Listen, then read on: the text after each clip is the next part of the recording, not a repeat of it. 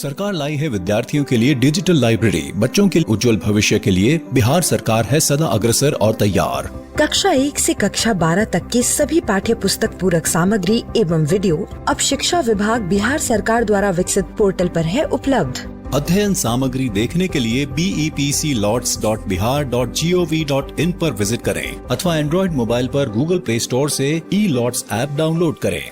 शिक्षकों, अभिभावकों एवं बच्चों से अनुरोध है कि इस ई-लाइब्रेरी का अधिक से अधिक लाभ उठाएं और अपनी पढ़ाई जारी रखें।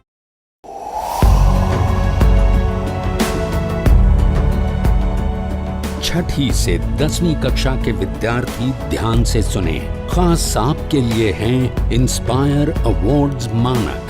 DST और NIF द्वारा हर साल हो रहे इंस्पायर अवार्ड्स मानक के पहले राष्ट्रीय पुरस्कार विजेता हैं।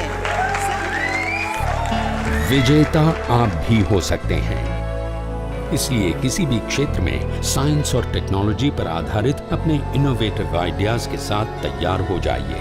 जानते हैं ना, आप में से 1 लाख स्टूडेंट्स को 10-10 हजार रुपए मिलेंगे अपने आइडियाज को प्रोटोटाइप बनाने के लिए।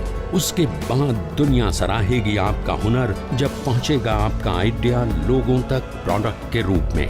तो अपने ओरिजिनल इनोवेटिव आइडियाज को स्कूल में जमा करें। बेस्ट आइडियाज आगे बढ़ाए जाएंगे ऑफिशियल वेबसाइट पर, और हाँ, जल्दी आज ही जमा करें। So good luck with inspire awards मानक।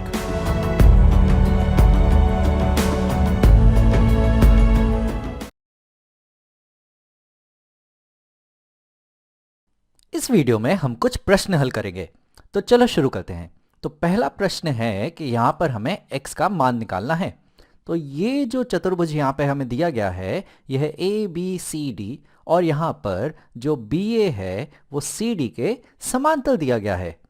और यहाँ पर हमें ये कोण x धन 40 डिग्री दिया है और ये कोण x ऋण 40 डिग्री। तो हमें निकालना है x का मान। तो हम जानते हैं कि जब भी हमें समांतर रेखाएं दी गई हों तो हम संगत कोण का उपयोग करते हैं। तो चलो सबसे पहले मैं तुम्हारा ध्यान जरा यहाँ इस समांतर रेखा पे लगा दूं। तो इस BA को जरा मैं आगे बढ़ाता हूं और इस CD को भी मैं आगे बढ़ाता हूं। तो ये दोनों हैं हमारी समांतर रेखाएं, और इन समांतर रेखाओं को प्रतिच्छेद करती हुई ये जो AD है ये एक तिर्यक छेदी रेखा है। तो यहाँ पर मैं एक तिर्यक छेदी रेखा बना लेता हूं जो AD के साथ गुजरेगी। तो यहाँ पर ये बन गई तिर्यक छेदी रेखा। अब क्या होगा? अब हम जानते हैं कि संगत कोण के द्वारा जब भी 2 समांतर रेखाएं होती हैं और तिर्यक छेदी रेखा होती है, तो जो ये वाला जो कोण है, ये वाला जो कोण है, ये संगत कोण के द्वारा ये वाले कोण के बराबर होता है। तो अगर ये कोण है x धन 40 डिग्री, तो ये वाला कोण भी होगा x धन 40 डिग्री। तो ये कोण भी हो गया x धन 40 डिग्री। अब जरा यहाँ पर देखो, ये वाला जो पूरा कोण है ये तो एक सीधा कोण है, ये तो 180 डिग्री है, क्योंकि ये दोनों कोण एक दूसरे के संपूरक कोण हैं। तो इन दोनों का जो योगफल होगा वो तो 180 डिग्री होगा। तो चलो यहाँ मैं लिख लेता हूँ कि ये वाला जो कोण है x ऋण 40 डिग्री धन x धन 40 डिग्री, इन दोनों कोणों को जब हम जोड़ेंगे तो हमें उत्तर में मिलेगा 180 डिग्री, क्योंकि ये दोनों संपूरक कोण हैं, या मैं कह सकता हूँ ये मिलाकर बनाते हैं एक सीधा कोण। तो यहाँ पर 40 और 40 तो कट जाएगा और हमारे पास बचेगा x धन x, यानी कि 2x, जो बराबर है यहाँ पे 180 डिग्री के। तो अगर 2 से दोनों तरफ मैं विभाजित कर दूं तो हमें x का मान मिल जाएगा, वो होगा 180 बटा 2, यानी कि x जो है वो हमें मिल गया है, x का माप है 90 डिग्री। चलो अगला प्रश्न हल करते हैं। तो यहाँ पर हमारे पास ये रहा अगला प्रश्न। तो यहाँ पर हमें क्या दिया गया है? यहाँ पर हमें कुछ ये आकृति दी गई है और हमसे ये x, ये वाला कोण निकालने के लिए कहा गया है। हमें ये कोण दिया है 88 डिग्री और ये कोण दिया है 36 डिग्री, और यहाँ पर एक समकोण भी दिया है। तो चलो शुरू करते हैं। अब सबसे पहले यहाँ पर मैं ये समकोण देख रहा हूँ। अब इस समकोण को अगर देखो तो ये समकोण बन रहा है इस 36 डिग्री से और ये वाले कोण से। तो ये दोनों कोण तो पूरक कोण हुए, क्योंकि दोनों का योगफल है 90 डिग्री। तो अगर ये 36 डिग्री है तो ये वाला कोण होगा 90 ऋण 36। तो ये वाला कोण होगा, मैं यहाँ लिखता हूँ 90 डिग्री ऋण 36 डिग्री। तो 90 ऋण 36 यानी ये वाला जो कोण है ये है 54 डिग्री। अब उसी तरह से यहाँ पर ये है 88 डिग्री। तो ये वाला कोण मैं देख रहा हूँ, तो ये वाला जो कोण है ये तो इसका संपूरक कोण है, क्योंकि दोनों मिलके एक सीधा कोण बना रहे हैं 180 डिग्री का। तो अगर ये 88 डिग्री है तो ये वाला कोण है 180 ऋण 88। मैं ज़रा यहाँ लिख लेता हूँ, यह है 180 डिग्री ऋण 88 डिग्री, और 180 ऋण 88 होगा 92। तो ये वाला जो कोण है ये है 92 डिग्री। तो अब ज़रा ये वाला त्रिभुज देखो, तो इस त्रिभुज में हमें दो कोण पता चल गए हैं, 54 और 92। तो x तो हमें मिल जाएगा, क्योंकि हम जानते हैं कि किसी भी त्रिभुज के तीनों कोणों का मान होता है 180 डिग्री। तो मैं यहाँ लिखता हूँ कि x धन 54 धन 92 ये बराबर होगा 180 डिग्री के। तो यहाँ पर x धन 54 धन 92 हमें मिलेगा 146 डिग्री। तो ये हो जाएगा 146 डिग्री, और यहाँ पर है हमारे पास 180 डिग्री। मैं यहाँ डिग्री लिखना भूल गया, तो यहाँ तो ये रहेगा। तो अब अगर दोनों तरफ मैं 146 डिग्री से घटा दूं तो x का माप हमें मिल जाएगा, ये होगा 180 डिग्री ऋण 146 डिग्री, और 180 ऋण 146 यानी कि हमें x का माप मिल चुका है, ये है 34 डिग्री। चलो एक और प्रश्न हल करते हैं। तो यहाँ पर ये एक और प्रश्न आ गया कोण से संबंधित। तो यहाँ पर मैं देख सकता हूँ हमें दो रेखाएं दी गई हैं, रेखा AB और रेखा CD, और यहाँ पे कुछ त्रिभुज और कोण बन रहे हैं। यहाँ पर हमें 132, ये 52, और हमें निकालना है ये x। तो चलो यहाँ से शुरू करते करते हम यहाँ पहुँचेंगे। तो अब यहाँ पे ये है 132, और अभी अभी हमने देखा कि ये जो कोण है ये इस 132 का संपूरक कोण है, क्योंकि ये यहाँ पर दोनों मिलके बना रहे हैं एक सीधा कोण। तो अगर ये 132 है तो ये होगा 180 ऋण 132, और 180 ऋण 132 यानी ये हो जाएगा 48 डिग्री। तो ये वाला कोण है 48 डिग्री। अब यहाँ पे ये वाले त्रिभुज में हमें ये कोण पता है, ये कोण पता है, और ये वाले कोण का मान मैं ले लेता हूँ समझो कि y। तो हम जानते हैं कि किसी भी त्रिभुज में तीनों कोणों का जो मान होता है योगफल वो होता है 180। तो चलो मैं यहाँ लिख लेता हूँ कि हमें मिलेगा y धन 52 डिग्री धन 48 डिग्री, ये बराबर हमें मिलेगा 180 के। तो यहाँ 52 धन 48 ये तो हो जाएंगे पूरे पूरे 100। तो y धन 100 डिग्री बराबर है 180 डिग्री के। और अगर दोनों तरफ मैं 100 डिग्री से घटा दूं तो हमें y का मान मिल रहा है 180 डिग्री ऋण 100 डिग्री, जो बराबर होगा 80 डिग्री के। तो y का मान मिल गया हमें 80 डिग्री। अब यहाँ पर अगर देखो तो x और y तो दोनों एक दूसरे के ऊर्ध्वाधर शीर्ष कोण हैं, तो उन दोनों का मान तो बराबर होगा। तो अगर y का मान 80 डिग्री है तो x का मान भी 80 डिग्री होगा, क्योंकि x जो है वो बराबर है y के, जो था 80 डिग्री। तो चलो ये प्रश्न भी हल हो गया। आगे बढ़ते हैं और प्रश्न करते हैं। तो यहाँ पर ये रहा हमारा अगला प्रश्न। तो यहाँ पर हमें दिया गया है कि पंचकोण के आंतरिक कोणों के माप हैं 2x, 6x, 4x ऋण 6, 2x ऋण 16, 6x धन 2। सबसे बड़े कोण का माप क्या होगा? तो चलो सबसे पहले मैं ज़रा यहाँ एक पंचकोण बना लेता हूँ। तो यहाँ पर ये एक भुजा, ये हो जाएगी दूसरी भुजा, ये है यहाँ पर तीसरी भुजा, और ये है 4, और ये हो गई यहाँ पर 5 भुजा। अब हम जानते हैं कि किसी भी बहुभुज के जो आंतरिक कोणों का जो मान होता है, उसका जो योगफल होता है, उसका हमारे पास सूत्र है। पर सूत्र तो ज़्यादातर मैं तो भूल जाता हूँ, तो मैं तो चलो कोशिश करता हूँ इसको अपनी तरकीब से करने के, जो हमने बाकी वीडियो में भी की है। तो कभी भी हमारे पास जब भी बहुभुज हो तो उन्हें तुम बांट दो त्रिभुजों में। तो देखो मैं यहाँ पे क्या कर रहा हूँ। तो यहाँ पर मैं यहाँ से अगर एक रेखा खींचूँ तो ये देखो एक त्रिभुज बन गया। यहाँ से एक और रेखा खींचूँ तो ये एक और त्रिभुज बन गया। तो देखो यहाँ पर इन दो रेखाओं के ज़रिए इस पंचकोण को मैंने 3 त्रिभुजों में बांट दिया है। और ऐसा मैंने क्यों किया? क्योंकि हम त्रिभुज के आंतरिक कोणों के योगफल को जानते हैं, वो होता है 180 डिग्री। तो समझो ये वाले त्रिभुज के जो आंतरिक कोण है वो है ये और ये, और ये वाले त्रिभुज के आंतरिक कोण हैं ये और ये, और ये वाले त्रिभुज के आंतरिक कोण हैं ये और ये। अब जरा अगर तुम देखो तो इन सबके आंतरिक कोणों को जब हम जोड़ेंगे तो ये कोण, ये कोण, ये कोण, ये कोण और ये कोण, ये तो दरअसल हमारे पंचकोण के आंतरिक कोण बन जाएंगे। तो पंचकोण के आंतरिक कोणों का जो योगफल होगा वो बराबर होगा हमारे इन तीनों त्रिभुजों के आंतरिक कोणों के योगफल के। हम जानते हैं कि एक त्रिभुज के आंतरिक कोणों का योगफल होता है 180, तो 3 का होगा हमारे पास यहाँ पर 3 गुणा 180 डिग्री, यानी कि ये होगा 540 डिग्री। तो यहाँ पर हमें जो आंतरिक कोण दिए हैं हमारे पंचकोण के 1, 2, 3, 4, 5 आंतरिक कोण दिए हैं, इन सब का जो योगफल है वो है 540 डिग्री। तो चलो मैं इन्हें जोड़ लेता हूँ यहाँ पे। तो यहाँ मैं इन्हें जोड़ लेता हूँ तो हमारे पास है 2x धन 6x धन ये वाला कोण है 4x ऋण 6 धन ये वाला कोण है 2x ऋण 16, ये वाला कोण है 6x धन 2।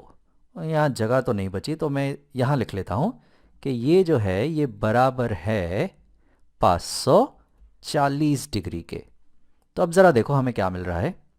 हमारे पास आ रहा है 2x धन 6, यानी कि ये हो जाएंगे 8 और 4 हो जाएंगे ये 12x, 12 और 2 यहाँ हो जाएंगे 14x और 6 यहाँ हो जाएंगे 20x। तो हमें जो 540 है वो बराबर मिल रहा है यहाँ पे 20x, और यहाँ पे हमारे पास कुछ संख्याएं हैं। ये है ऋण 6 ऋण 16, ऋण 6 ऋण 16 हो जाएंगे ऋण 22 धन 2 हो जाएंगे ऋण 20। तो यहाँ पर हमारे पास है ऋण 20। अब अगर दोनों तरफ मैं 20 जोड़ दूं तो ये 20 यहाँ से चला जाएगा और यहाँ आ जाएगा 540 धन 20, यानी कि ये हो जाएगा 560। तो हमें मिलेगा कि जो 20x है वो बराबर होगा 560 के। तो उस हिसाब से दोनों तरफ अगर मैं 20 से विभाजित कर दूं तो यहाँ x मुझे मिल जाएगा 560 बटा 20 यानी कि 56 बटा 2 यानी कि 28। तो चलो x हमें मिल चुका है 28। अब यहाँ पर हमारा सवाल था कि सबसे बड़े कोण का माप क्या है। तो सबसे बड़ा कोण यहाँ पे कौन सा है, वो यहाँ पे है ये वाला, ये है 6x धन 2। तो हमें निकालना है 6x धन 2 क्या होगा। तो यहाँ मैं लिखता हूँ हमें निकालना है 6x धन 2। तो ये जो है ये बराबर होगा 6 गुणा x जो है 28 धन 2। तो 6 गुणा 28 तो हो जाएंगे 168, और यहाँ पे है धन 2 तो यहाँ पर ये हो जाएंगे 170। तो जो सबसे बड़ा जो कोण है उसका मान है 170 डिग्री। तो सबसे बड़े कोण का मान है यहाँ पर 170 डिग्री। चलो एक और प्रश्न हल करते हैं।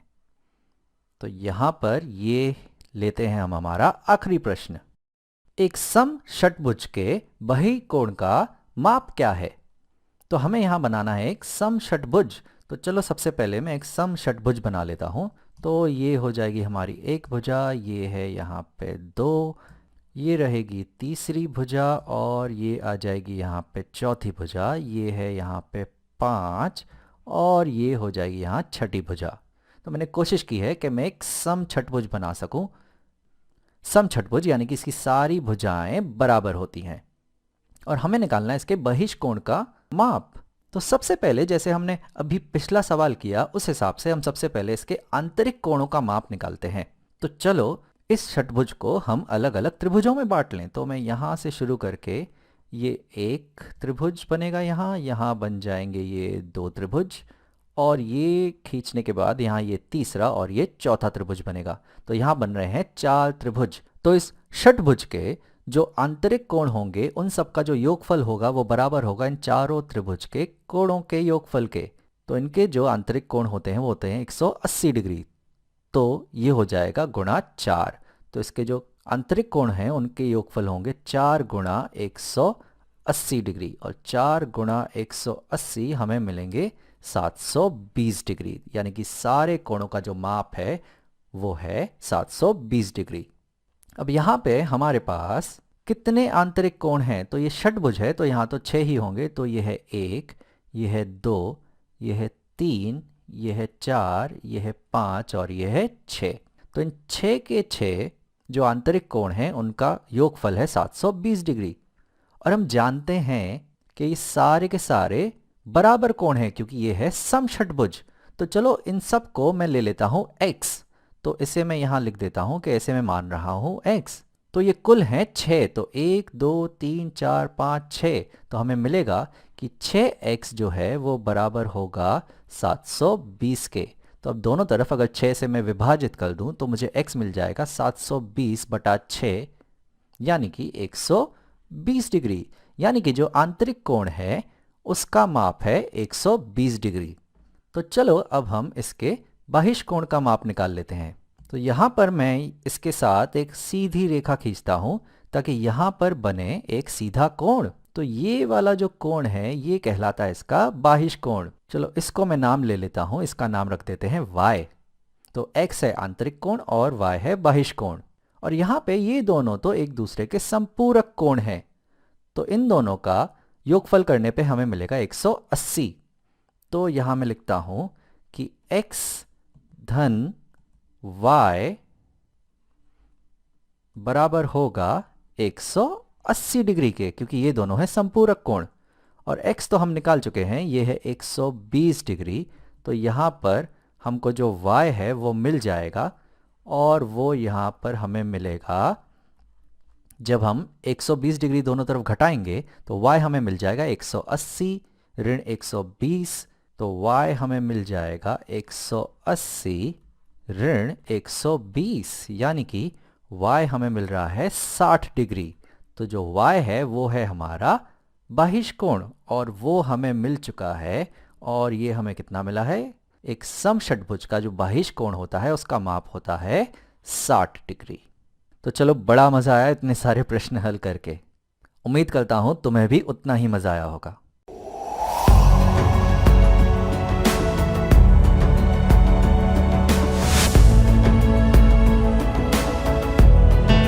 नमस्कार। आप शिक्षकों द्वारा दी गई अच्छी शिक्षा से आज लाखों विद्यार्थी इनोवेशंस कर रहे हैं।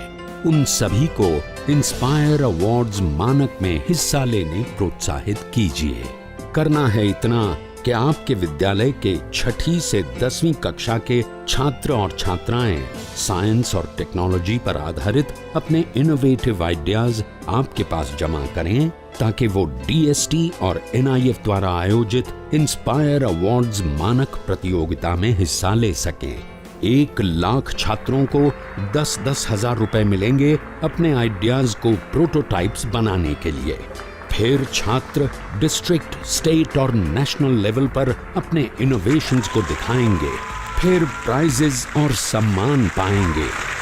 तो आज ही अपने स्टूडेंट्स को हिस्सा दिलवाएं इंस्पायर अवार्ड्स मानक में।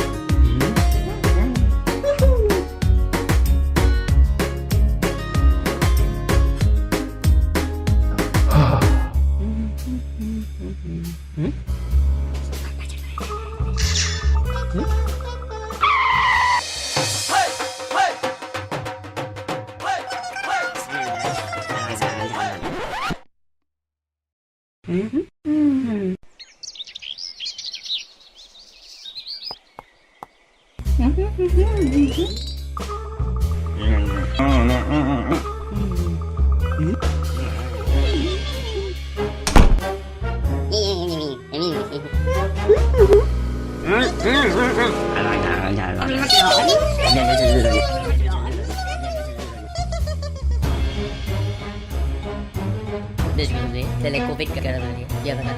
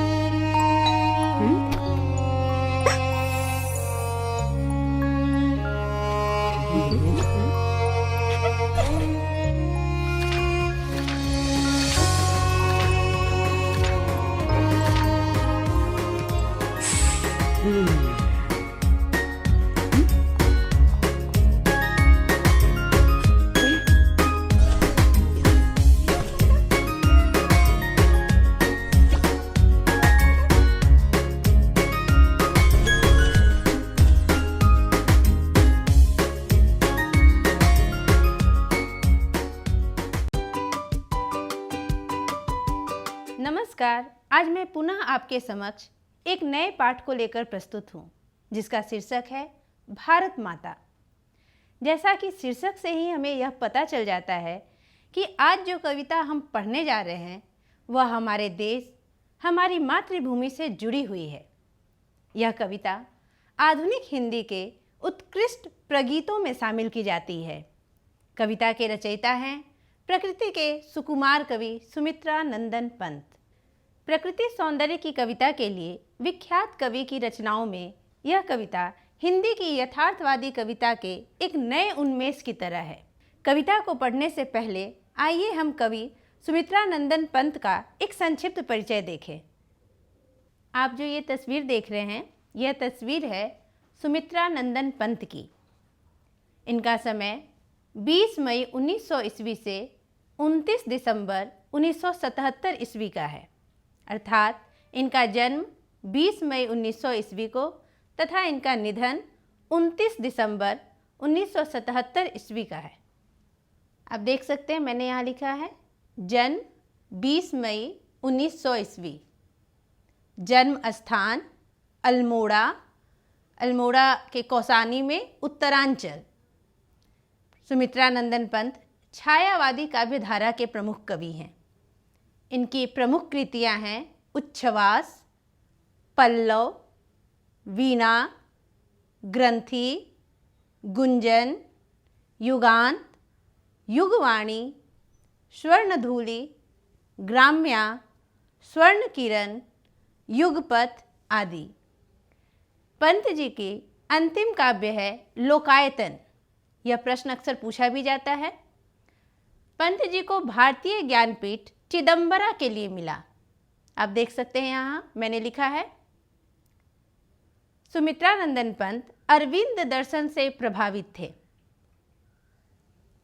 आगे आप कुछ महत्वपूर्ण बिंदुओं को देखिए। सुमित्रा नंदन पंत का झुकाव प्रकृति सौंदर्य की तरफ था। प्रकृति सौंदर्य से वे मानव सौंदर्य से अभिभूत हुए और मानव सौंदर्य से वे समाजवाद की ओर झुके और समाजवाद से उन्हें अरविंद दर्शन की तरफ उनका झुकाव अधिक हुआ। वे अरविंद दर्शन से प्रभावित थे।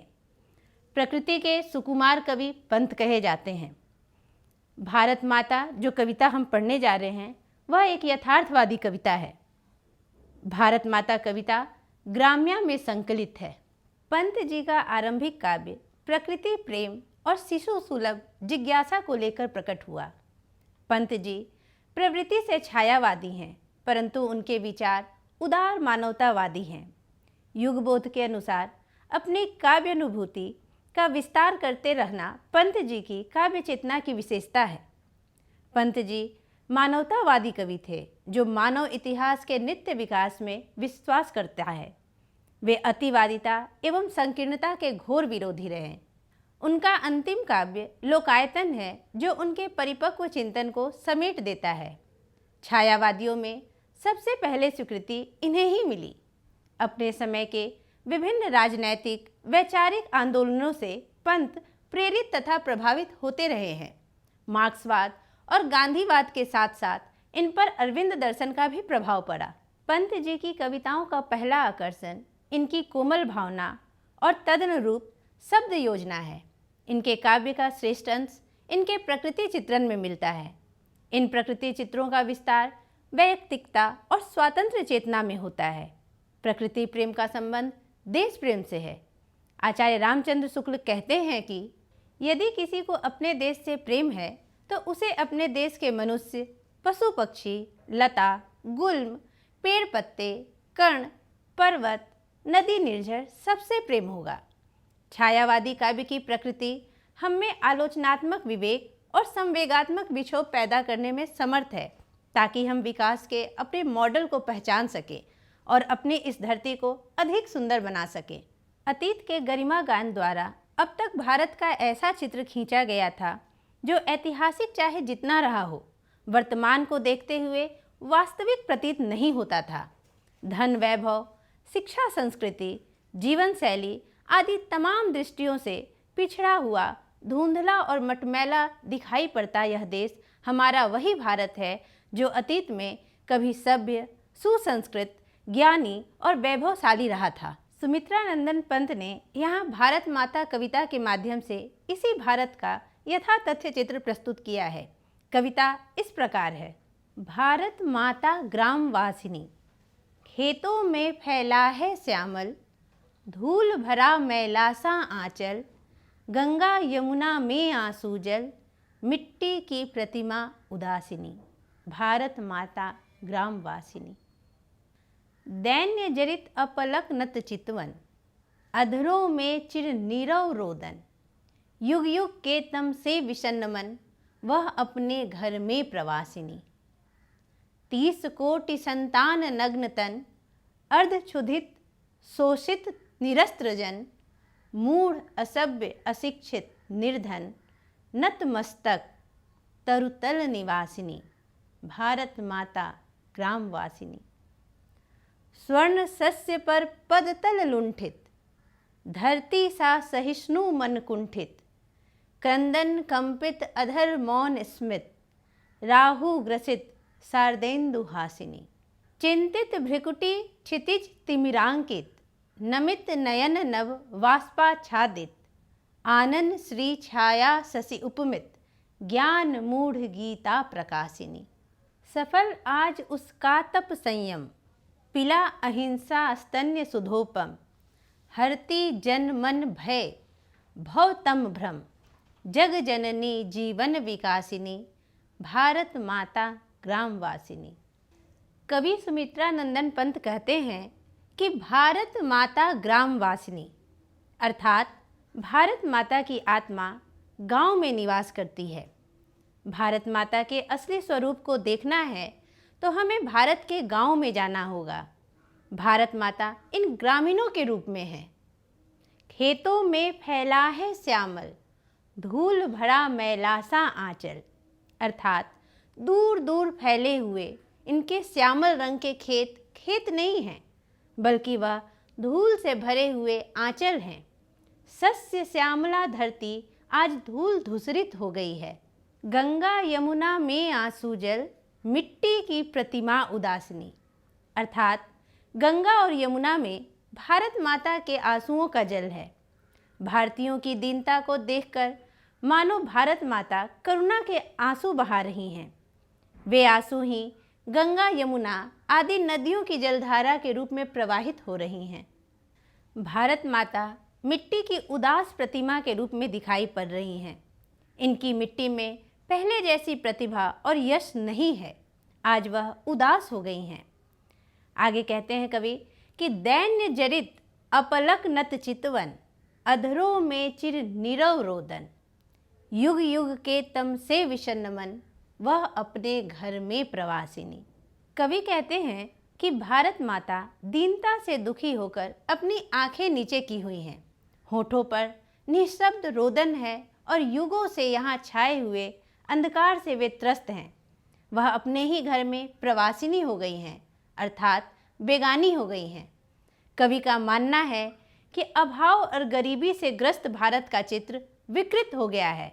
अब भारत माँ की अधरों पर मुस्कान की रेखा नहीं झलकती है। गुलामी की बेड़ी में भारत माता जकड़ गई हैं। आज स्वयं वह प्रवासिनी की भांति जीवन जीने के लिए विवश हैं। यह कविता अंग्रेजों के शासनकाल में लिखी गई थी। इस कारण इसमें भारत माता को उदासिनी, अपने घर में ही प्रवासिनी कहा गया है। गांव में निवास करने वाले भारत का तथा यहाँ के परिवेश का चित्रण यथार्थ रूप में हुआ है। आगे कवि कहते हैं कि 30 कोटि संतान नग्न तन, अर्धक्षुधित शोषित निरस्त्र जन, मूढ़ असभ्य अशिक्षित निर्धन, नतमस्तक तरुतल निवासिनी। कहने का अर्थ है कि भारत माँ की 30 करोड़ संतान नग्न हैं। उनके तन पर कपड़े नहीं हैं। वे अर्धक्षुधित हैं अर्थात वे आधे पेट खाकर जीवन व्यतीत कर रहे हैं। भारतवासी शोषित हैं, शोषण का शिकार हो रहे हैं। वे निर्धन हैं, गरीबी में उनका जीवन बीत रहा है। अपने मस्तक को पराधीनता के कारण उठा नहीं सकते। किसी भी तरह जीवन जीने के लिए आज वे विवश हैं। स्वर्ण सस्य पर पदतल लुंठित, धरती सा सहिष्णु मन कुंठित, क्रंदन कंपित अधर मौन स्मित, राहु ग्रसित शरदेन्दु हासिनी। कवि कहते हैं कि भारत की भूमि पर सोने के समान मूल्यवान अमूल्य धान उगता है, फिर भी आम भारतीय नागरिक या खेतिहर कृषक अत्याचारी शासकों द्वारा यानी अंग्रेजों द्वारा कुचले जा रहे हैं। वे दूसरे के पैरों तले दबे जा रहे हैं। जिस प्रकार धरती सहनशील होती है, उसी तरह भारत माँ के सभी संतान भी सहिष्णु हैं, किंतु सहिष्णु भारतवासियों का मन अत्याचार शोषण से कुंठित हो गया है। भारत के किसान का भी मन धरती के समान सहिष्णु है, किंतु भारत माता की दुर्दशा देखकर वह कुंठाग्रस्त हो गए हैं। वे करुण विलाप कर रहे हैं, उनके होंठ कांपते हैं, उनके अधरों पर मंद मुस्कान थी, किंतु अब वे पूर्णतः मौन हो गए हैं। ऐसा प्रतीत होता है कि शरतकालीन चंद्रमा को किसी राहु ने ग्रस लिया है, अर्थात विदेशी शासकों की बर्बरता एवं अन्याय से भारतीयों का भाग्य रूपी चंद्रमा सदा के लिए ग्रसित हो गया है। आगे कवि कहते हैं कि चिंतित भ्रिकुटी क्षितिज तिमिरांकित, नमित नयन नभ वाष्पाच्छादित, आनंद श्री छाया शशि उपमित, ज्ञान मूढ़ गीता प्रकाशिनी। अर्थात भारत माता की भ्रिकुटी यानी भौएं चिंतित होने का प्रमाण प्रस्तुत कर रही हैं। भारत माता के माथे पर चिंता की रेखाएं हैं। भारत माँ की आंखों में आंसू भरे हैं। भारत सत्य, अहिंसा, मानवता, सहिष्णुता आदि का पाठ सारे विश्व को पढ़ाता था, किंतु आज इस क्षितिज पर अज्ञानता की पराकाष्ठा चारों तरफ फैल गई है। धरती, आकाश सभी इसके प्रभाव से ग्रसित हैं। इस कारण भारत माता के मुख की शोभा छायाग्रस्त या कोहरे से ग्रस्त चंद्रमा के समान एकदम धूमिल हो गया है। कवि कहते हैं कि भारत ने ही सारे संसार को सर्वप्रथम ज्ञान दिया था, परंतु आज वह ज्ञानी भारत अज्ञानी सा हो गया है। भारत माता ने गीता का प्रकाश फैलाया था, परंतु आज इस ज्ञान साधना की पुण्य भूमि एवं गीता की जन्मभूमि भारत स्वयं अंधानुकरण से ग्रस्त है। आज उसकी ज्ञान चेतना कुंठित हो रही है। चलिए आगे देखते हैं कवि क्या कहते हैं। कवि कहते हैं कि सफल आज उसका तप संयम, पीला अहिंसा स्तन्य सुधोपम, हरति जन मन भय भव तम भ्रम, जग जननी जीवन विकासनी। कहने का अर्थ है कि विदेशियों द्वारा बार बार पद दलित करने के उपरांत भी भारत माता के सहृदयता के भाव को नहीं रौंदा जा सका है। इसकी सहनशीलता आज भी बरकरार है। अब तक की तपस्या सफल हो रही है। इसका तप संयम रंग ला रहा है। अहिंसा का सुधापान कराकर यह लोगों का भय भ्रम आदि को दूर करती हैं। सब कुछ खो देने के बाद भी भारत माता अपने संतानों में वसुधैव कुटुंबकम की ही शिक्षा देती हैं। यह भारत माता के तप का ही परिणाम है कि उसकी संतान आज भी सहिष्णु बनी हुई है। इस विशेषता के कारण अब भारत विश्व की माता या लोक माता बन रही है तथा जीवन का संपूर्ण विकास करने का सही मार्ग बतला रही हैं। आशा है बच्चों आप इस कविता के भावार्थ को अच्छी तरह समझ गए होंगे। इस कविता में भारत का यथार्थ चित्र प्रस्तुत हुआ है।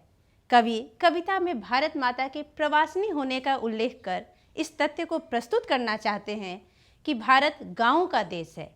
गाँव का विकास ही सही मायने में भारत का विकास है। आज भारत माता अपने ही घर में प्रवासिनी हो गई हैं, फिर भी अपने तप संयम के बल पर भारत में व्याप्त अज्ञान रूपी अंधकार को उन्होंने दूर कर दिया है और जीवन को विकसित करने की प्रेरणा अब भी देती हैं।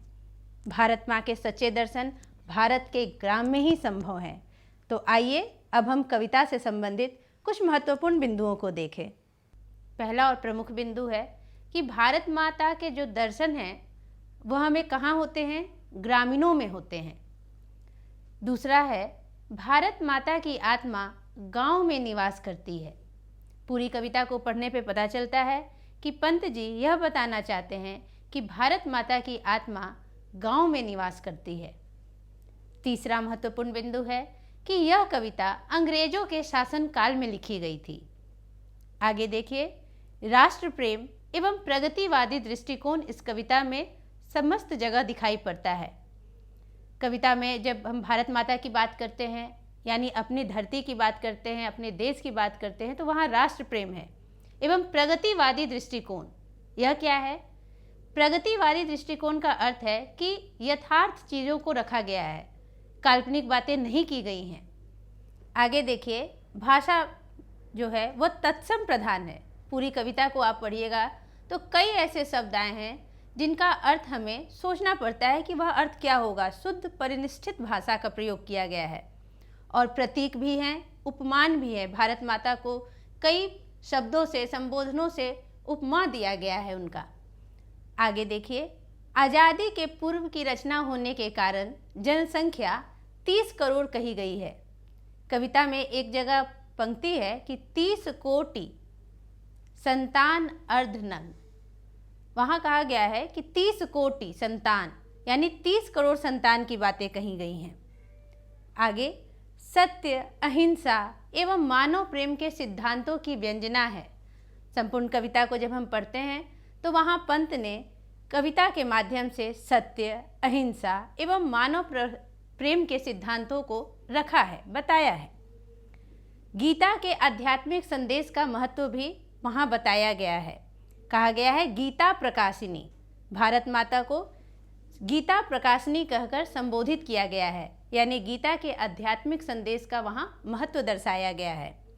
आगे देखिए, अरविंद के शिक्षा दर्शन का पंत पर प्रभाव।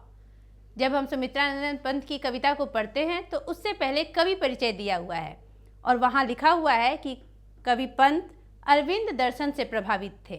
तो अरविंद के शिक्षा दर्शन से पंत प्रभावित थे।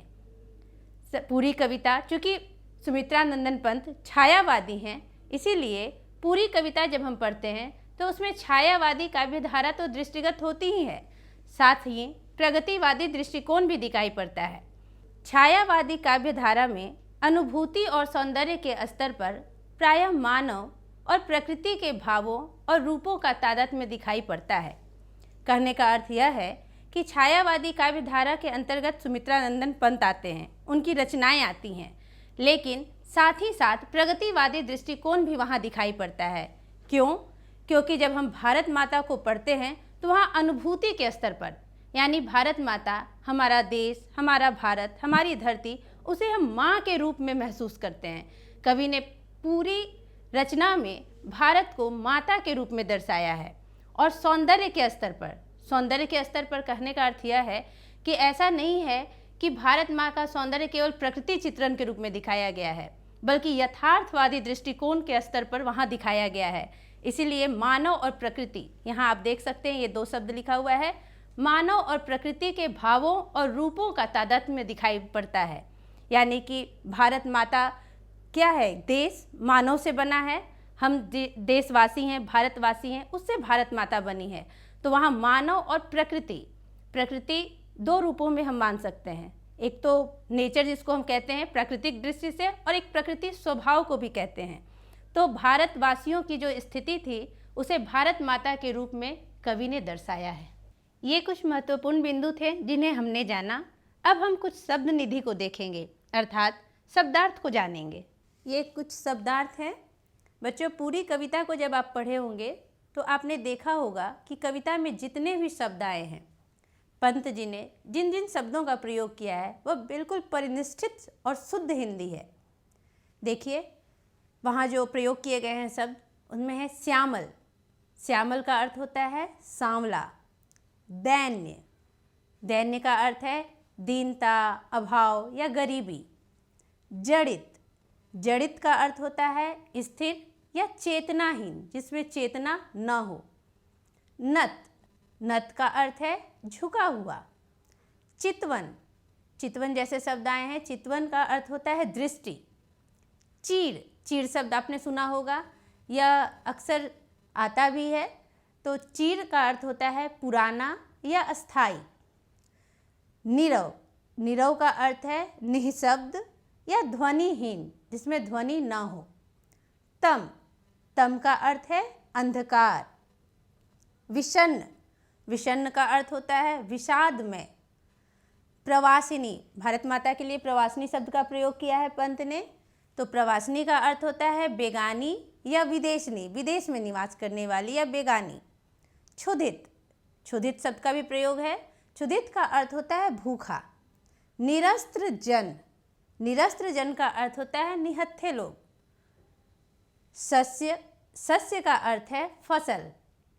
तरुतल, तरुतल शब्द भी आए हैं, तो तरुतल का अर्थ होता है वृक्ष के नीचे, तल यानी नीचे और तरु यानी वृक्ष, तो वृक्ष तल यानी वृक्ष के नीचे। पर पद तल, पर पद तल, पर का अर्थ होता है दूसरा, पद का अर्थ होता है पाँव और तल का अर्थ होता है नीचे, तो दूसरों के पाँव के नीचे। पर पद तल का अर्थ होता है दूसरों के पाँव के नीचे। एक शब्द लुंठित भी आया है, लुंठित का अर्थ होता है रौंदा जाना। सहिष्णु, यह शब्द बार बार आया है, भारत माता के लिए प्रयोग किया गया है, भारतवासियों के लिए भी प्रयोग किया गया है, और वह शब्द है सहिष्णु। तो सहिष्णु का अर्थ होता है सहनशील। क्रंदन, क्रंदन का अर्थ होता है रोना। स्मित, स्मित का अर्थ होता है मुस्कान। सरदेंदु, सरदेंदु शब्द का प्रयोग है, आपको कविता याद होगी। सरदेंदु का अर्थ होता है शरद ऋतु का चंद्रमा। इंदु यानी चंद्रमा और शरद यानी कि शरद ऋतु, तो शरद ऋतु का चंद्रमा। तिमिरांकित, तिमिरांकित को कहेंगे अंधकार से घिरा हुआ। तिमिर यानी अंधकार और तिमिरांकित, तिमिरांकित बना है तिमिर से, अंधकार से घिरा हुआ। एक ऐसा ही और शब्द देखिए, आनंद श्री। आनंद श्री का अर्थ होता है मुख की शोभा। आनंद यानी मुख, आप पढ़ते भी हैं दशानंद यानी 10 आनंद, जिनके 10 आनंद हो, तो वही जो आनंद शब्द है, आनंद का अर्थ होता है मुख। आनंद श्री, तो मुख की शोभा। आगे देखिए, शशि उपमित।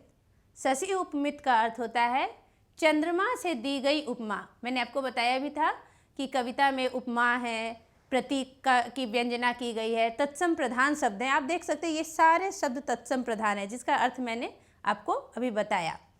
शशि उपमित, शशि यानी चंद्रमा, यानी चंद्रमा से दी गई उपमा। और नमित, नमित का अर्थ होता है झुका हुआ। तो बच्चों, अब हम कुछ वस्तुनिष्ठ प्रश्न उत्तर करेंगे। तो चलिए आप स्वयं को परखें कि आपने कवि तथा उनकी इस रचना को कितना समझा और कितना आपको याद रहा। तो आइए अब हम कुछ वस्तुनिष्ठ प्रश्न उत्तर करें। पहला प्रश्न है, भारत माता कविता के कवि कौन हैं? Option A Premghan, option B Sumitranandan Pant, option C Ramdhari Singh Dinkar, option D Kunwar Narayan. क्या होगा उत्तर? उत्तर है बी सुमित्रानंदन पंत। दूसरा प्रश्न है, निम्नलिखित में छायावादी कवि कौन हैं?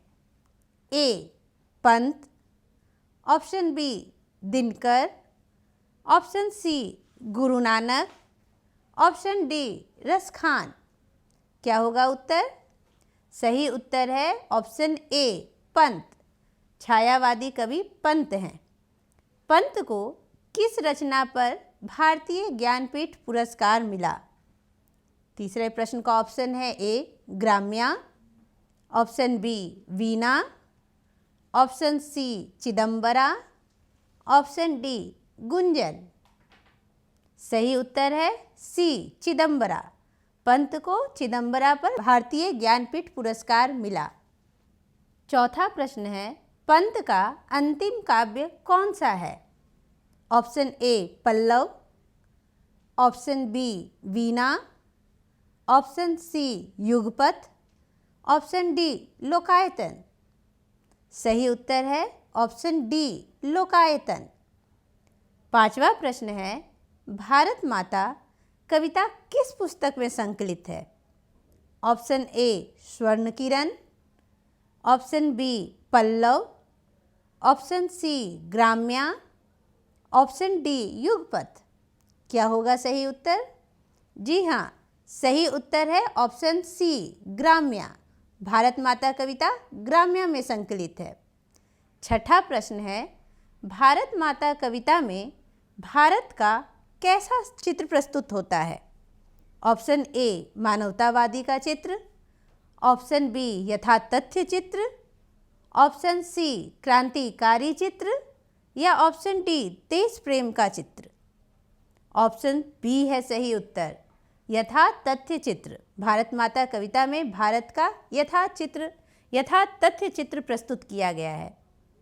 7वां प्रश्न है, सुमित्रा नंदन पंत ने मिट्टी की प्रतिमा उदासिनी किसे कहा है?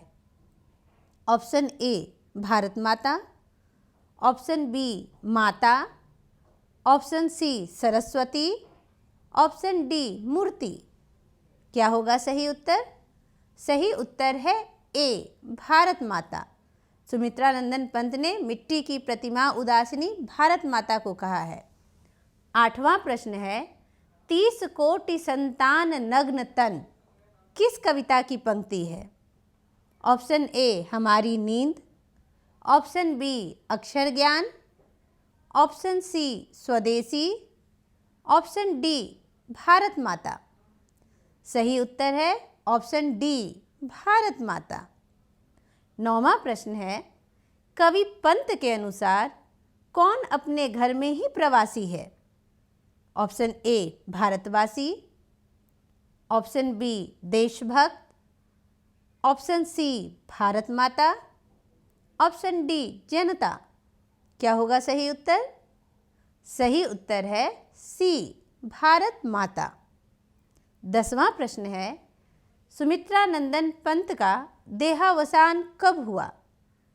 देहावसान का अर्थ होता है निधन। ऑप्शन ए 29 दिसंबर 1977, बी 29 दिसंबर 1975, ऑप्शन सी 25 नवंबर 1976, ऑप्शन डी 26 नवंबर 1972। सही उत्तर क्या होगा? सही उत्तर है ए 29 दिसंबर 1977 ईस्वी को सुमित्रा नंदन पंत का देहावसान हुआ। 11वां प्रश्न है, कवि पंत जी के अनुसार भारत माता का आंचल कैसा है? ऑप्शन ए फूल भरा, ऑप्शन बी धूल भरा, ऑप्शन सी सुख से भरा, ऑप्शन डी दुख से भरा। सही उत्तर है ऑप्शन बी धूल भरा।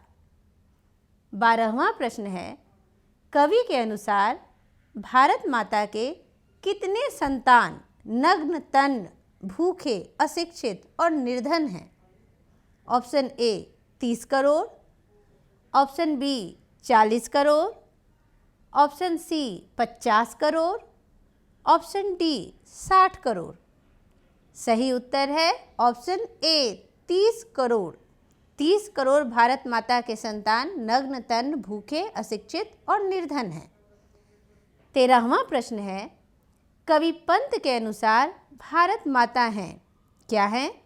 चलिए देखते हैं। ऑप्शन ए नगरवासिनी, ऑप्शन बी ग्रामवासिनी, ऑप्शन सी प्रवासिनी, ऑप्शन डी इनमें से कोई नहीं।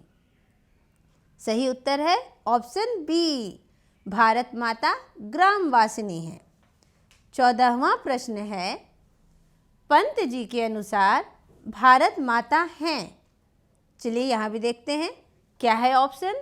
ऑप्शन ए मिट्टी की मूरत उदासिनी, ऑप्शन बी वह अपने घर में प्रवासिनी, ऑप्शन सी ज्ञान मूढ़ गीता प्रकाशिनी या ऑप्शन डी उपर्युक्त सभी। क्या होगा सही उत्तर? जी हाँ, बिल्कुल सही। सही उत्तर है डी। भारत माता मिट्टी की मूरत उदासिनी भी हैं, वह अपने घर में प्रवासिनी भी हैं, ज्ञान मूढ़ गीता प्रकाशिनी भी हैं। इसीलिए सही उत्तर है ऑप्शन डी उपर्युक्त सभी। 15वां प्रश्न है, ग्राम्या काव्य संकलन की कविताओं पर किसका प्रभाव है? ऑप्शन ए यथार्थवाद का, ऑप्शन बी अरविंद का, सी गांधी का या डी अध्यात्मवाद का। सही उत्तर है ए यथार्थवाद का। 16वां प्रश्न है, भारत माता की हंसी किससे ग्रसित हो गई है? ऑप्शन ए चंद्रमा से, ऑप्शन बी केतु से, ऑप्शन सी राहु से, ऑप्शन डी सूर्य से। सही उत्तर है सी राहु से। 17वां प्रश्न है, सुमित्रा नंदन पंत किस युग के कवि हैं? ऑप्शन ए द्विवेदी युग, ऑप्शन बी भारतेंदु युग, ऑप्शन सी छायावाद युग, ऑप्शन डी प्रगतिवादी युग। सही उत्तर होगा सी छायावादी युग। 18वां प्रश्न है, प्रकृति सौंदर्य की कविता के विख्यात कवि कौन हैं? Option A Ghananand, option B Dinkar, option C Nirala, option D Pant. सही उत्तर है पंत। प्रकृति सौंदर्य की कविता के विख्यात कवि पंत जी हैं। 19वां प्रश्न है, प्रकृति का सुकुमार कवि किसे कहा जाता है? ऑप्शन ए निराला जी को, ऑप्शन बी भारतेंदु जी को, ऑप्शन सी प्रसाद जी को, ऑप्शन डी पंत जी को।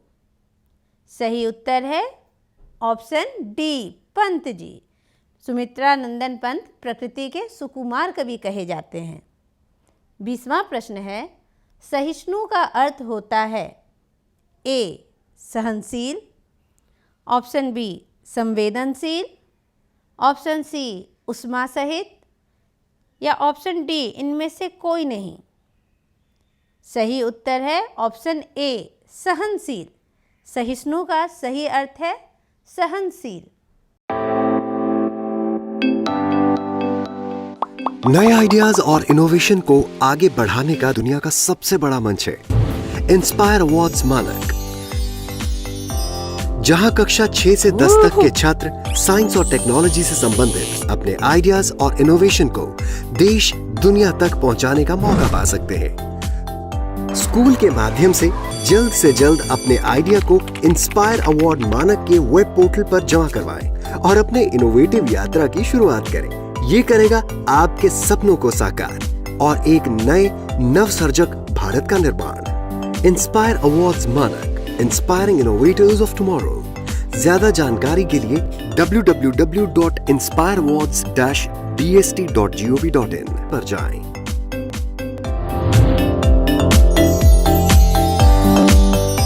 सरकार लाई है विद्यार्थियों के लिए डिजिटल लाइब्रेरी। बच्चों के उज्जवल भविष्य के लिए बिहार सरकार है सदा अग्रसर और तैयार। कक्षा 1 से कक्षा 12 तक के सभी पाठ्य पुस्तक पूरक सामग्री एवं वीडियो अब शिक्षा विभाग बिहार सरकार द्वारा विकसित पोर्टल पर है उपलब्ध। अध्ययन सामग्री देखने के लिए BEPCLots.bihar.gov.in पर विजिट करें अथवा एंड्रॉइड मोबाइल पर गूगल प्ले स्टोर से E-Lots ऐप डाउनलोड करें। शिक्षकों, अभिभावकों एवं बच्चों से अनुरोध है कि इस ई लाइब्रेरी का अधिक से अधिक लाभ उठाएं और अपनी पढ़ाई जारी रखें।